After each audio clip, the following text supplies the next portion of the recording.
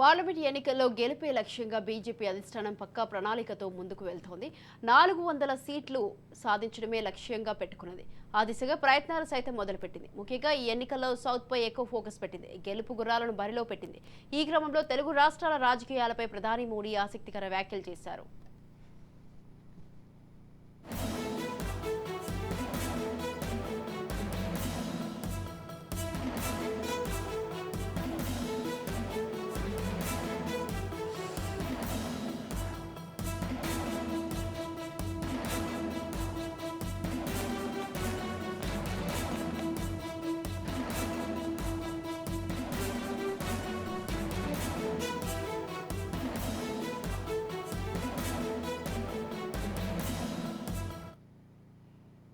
తెలంగాణకు తగినన్ని నిధుల్ని ఇవ్వడం లేదని రాష్ట్ర ప్రభుత్వం ఆరోపించిన కేవలం ఆ ప్రభుత్వ చేతగానితనమేనని ప్రధాని మోదీ విమర్శించారు. రెండు తెలుగు రాష్ట్రాలకు కేంద్ర పన్నుల్లో వాటా ఇతర సాయం మునుపెన్నడూ లేని స్థాయిలో అందుతోందన్నారు. 2004-2014 మధ్య కాలంలో ఉమ్మడి ఏపీకి పన్నుల్లో వాటాగా 1,32,384 కోట్లు రాగా 2014-2024 మధ్య కాలంలో తెలంగాణకు 1,52,288 కోట్లు, ఏపీకి 2,94,602 కోట్లు ఇచ్చామని ప్రధాని మోదీ తెలిపారు.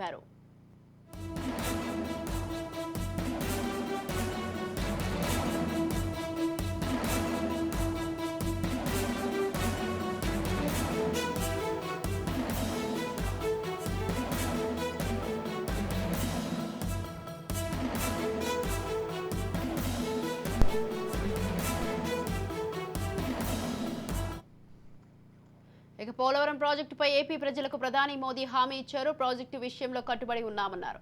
పోలవరం జాతీయ ప్రాజెక్టుని దాని నిర్మాణం కోసం ఇప్పటి వరకు 15,000 కోట్ల రూపాయలను విడుదల చేశామన్నారు. నిర్వాసితులకు పునరావాసం కల్పించేందుకు ప్రత్యేక కమిటీని ఏర్పాటు చేశామన్నారు. రాష్ట్రానికి అండగా నిలిచేందుకు ఎప్పటికప్పుడు ప్రాజెక్టు పనులను సమీక్షిస్తున్నామని మోదీ వివరించారు.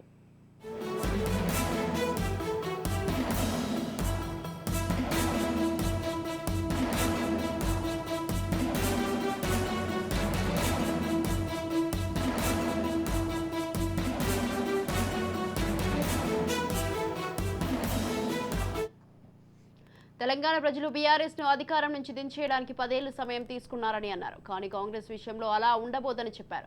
కాంగ్రెస్ బీఆర్ఎస్ లో రెండు అవినీతికి పాల్పడ్డాయని ఆరోపించారు. ఢిల్లీలో జరిగిన మద్యం కుంభకోణంలో అవి భాగస్వాములుగా ఉన్నాయని కీలక వ్యాఖ్యలు చేశారు. కుటుంబ పార్టీలు ఎప్పటికీ పేదల గురించి, పాలన గురించి ఆలోచించవని అన్నారు. అందుకే ఎన్నికల్లో ఆచితూచి ఓటు వేయాలని ఓటర్లకు సూచించారు.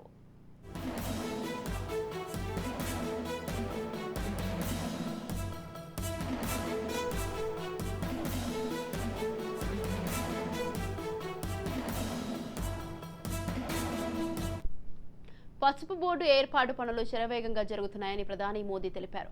ఎన్నికల కోడ్ అమల్లోకి రావడంతో తాత్కాలికంగా పనులపై ప్రభావం పడిందన్నారు. తాము అధికారంలోకి రాగానే తొలి 100 రోజుల్లోనే పసుపు బోర్డు పనులన్నీ ప్రారంభిస్తామని చెప్పారు మోదీ. దేశంలో పసుపు రంగానికి ప్రోత్సాహం అందించేలా ఈ బోర్డు పనిచేస్తుందని, పసుపు ఉత్పత్తిపై పరిశోధన, దాని వినియోగంలో వృద్ధి వంటి పలు అంశాలపై కృషి చేస్తుందని స్పష్టం చేశారు.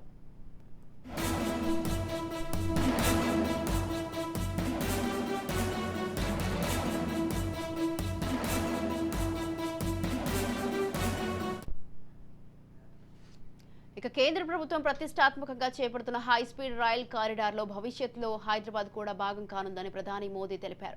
తెలంగాణకే కాక భారత్కు కూడా హైదరాబాద్ ఓ అభివృద్ధి కేంద్రమన్నారు.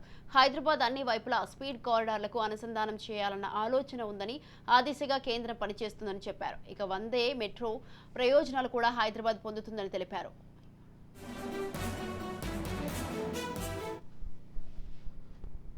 రైట్, ఈ విషయంపై పూర్తి సమాచారాన్ని అందించడానికి మా ప్రతినిధి స్వప్న ఫోన్ లైన్ లో ఉన్నారు. స్వప్న, స్వాతి, ఇప్పుడు మీరు చెప్పిందే మోదీ గారు చెప్పడం జరిగింది.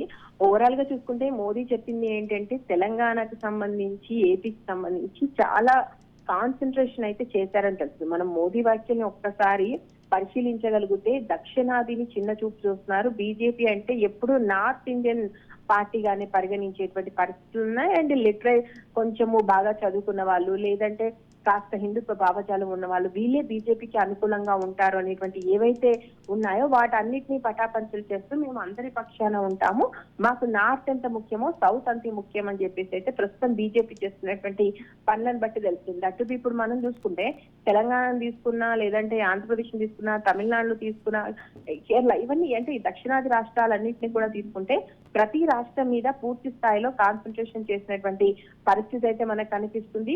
ఇక మన తెలుగు రాష్ట్రాల విషయానికి వస్తే తెలంగాణలో మీకు బీఆర్ఎస్ ప్రభుత్వాన్ని దించడానికి 10 ఏళ్లు పట్టింది, కానీ కాంగ్రెస్ ను దించడానికి అంత సమయం పట్టదు అని చెప్పేసి మోదీ చేస్తున్నటువంటి వ్యాఖ్యల్ని బట్టి చూస్తే ఈ 5 సంవత్సరాలు కాంగ్రెస్ గవర్నమెంట్ ఉంటుందని ఆయన అన్నారా, లేదా ఇంత లోపే 5 సంవత్సరాల లోపే మధ్యలోనే పడిపోతుందనేది ఏమన్నా మోదీ ఉద్దేశమా తెలియదు. మొత్తానికి కాంగ్రెస్ అయితే అన్ని రోజులు అయితే ఉండదు, త్వరలోనే కాంగ్రెస్ కూడా భూస్థాపితం కాబోతుంది.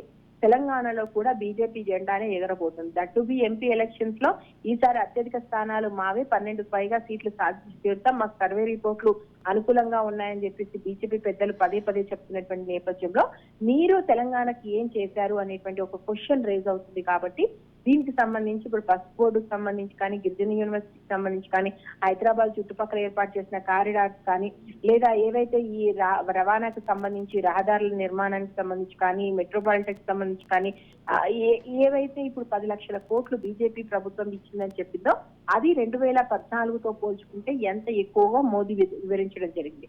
సో ఓవరాల్ గా తెలంగాణకి ఏమి ఇవ్వలేదన్నది పూర్తి స్థాయిలో అబద్ధము.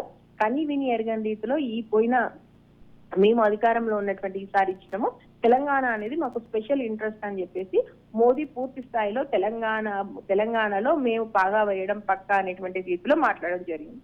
ఇక ఏపీ విషయానికి వస్తే ఏపీలో కూటమిలో భాగంగా ఉన్నారు.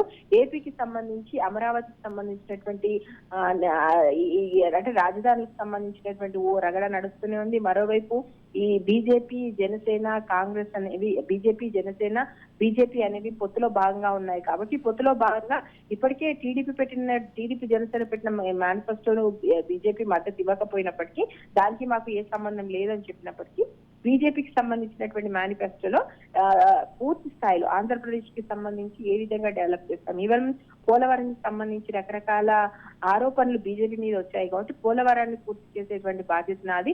అండ్ ఏవైతే నిధులు ఆంధ్రప్రదేశ్ కి రావాల్సినాయో అవన్నీ కూడా మేము ఇచ్చాం, అంతకు మించి ఈసారి ఇవ్వబోతున్నాం. ఖచ్చితంగా కూటమి గెలిచిన తర్వాత ఇంకా ఎక్కువ కాన్సన్ట్రేషన్ ఆంధ్రప్రదేశ్ మీద ఉంటుందని చెప్పారు. సో మొత్తానికైతే తెలుగు రాష్ట్రాల మీద బీజేపీ స్పెషల్ ఫోకస్ చేసింది. మోదీ కనసనల్లో ప్రస్తుతం అయితే తెలుగు రాష్ట్రాలకు సంబంధించినటువంటి ఈ రాజకీయాలు అనేవి జరుగుతున్నాయని మాత్రం మనం చెప్పొచ్చు. Right, thank you Swapna, thanks for the details.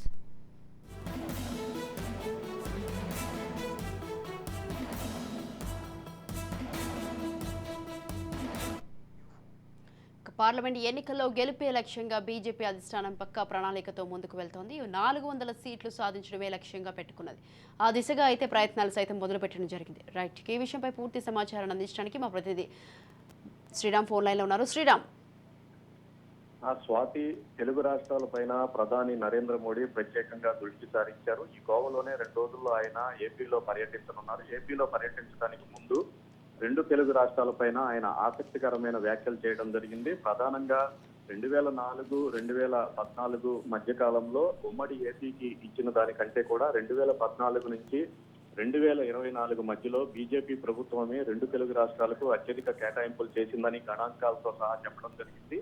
అలాగే తెలుగు ప్రజలకు, తెలుగు వారికి జీవనాడి లాంటి పోలవరం ప్రాజెక్టును పూర్తి చేసే బాధ్యత పూర్తిగా తానే తీసుకుంటానని కూడా మోడీ చెప్పడం జరిగింది. దీంతో పాటుగా హైదరాబాద్ లో మొత్తం నగరం చుట్టుపక్కల ప్రాంతాలన్నీ కలిపే విధంగా అత్యధిక కార్యాలను కూడా ఏర్పాటు చేస్తామని చెప్పారు. దీంతో పాటుగా బీఆర్ఎస్ పార్టీని తెలంగాణ నుంచి తరిమేయడానికి 10 ఏళ్లు పట్టిందని, కాంగ్రెస్ పార్టీని తరిమేయడానికి అంత సమయం కూడా పట్టకపోవచ్చునని కూడా ప్రధాని ఆసక్తికరంగా వ్యాఖ్యానించారు. ప్రధానంగా దక్షిణాది రాష్ట్రాలకు సంబంధించి ప్రత్యేక దృష్టి సారించిన బీజేపీ ఈసారి ఎన్నికల్లో 2 తెలుగు రాష్ట్రాల్లో కూడా అత్యధిక పార్లమెంటు స్థానాల్లో గెలుపొందాలనే లక్ష్యంగా దూసుకుపోతుంది. ఇందులో భాగంగానే 2 తెలుగు రాష్ట్రాలకు కేంద్రం నుంచి రావాల్సిన నిధులన్నీ కేటాయిస్తున్నట్లుగా చెప్పారు. అలాగే డీలిమిటేషన్ లో భాగంగా తెలుగు రాష్ట్రాలకు ఎటువంటి అన్యాయం జరగనివ్వనని కూడా మోడీ చెప్పడం జరిగింది. 2 రోజుల్లో ఆయన ఏపీలో పర్యటిస్తున్న నేపథ్యంలో ఆయన వ్యాఖ్యలు ప్రస్తుతం ఆసక్తికరంగా మారాయి. అలాగే ఏపీలో ఏర్పాటు చేసిన బహిరంగ సభల్లో కూడా మోడీ ఏ అంశాలను ప్రస్తావిస్తారు అనే అంశం ప్రస్తుతం ఆసక్తికరంగా మారింది. Swathi. Right, thank you Sriram, thanks for the details.